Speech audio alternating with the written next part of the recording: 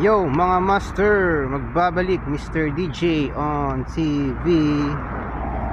Marami pong nagtatanong kung kailangan po ba ng NC2 dito sa Canada kung mag-a-apply ka. Kailangan po, pero mas kailangan po ang experience. 2 years experience po ang kailangan po rito. So yung NC2 nyo nagaling sa TESDA, pandagdag na lang po yun para mag-good shot po kayo.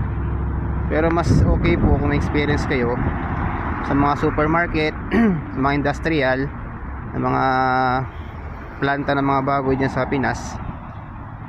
Diyan marami dyan, mas okay ang experience dyan. 2 years pataas. Ayun, makaka-apply na kayo sa agency, lalo na sa Magsaysay, sa ISO.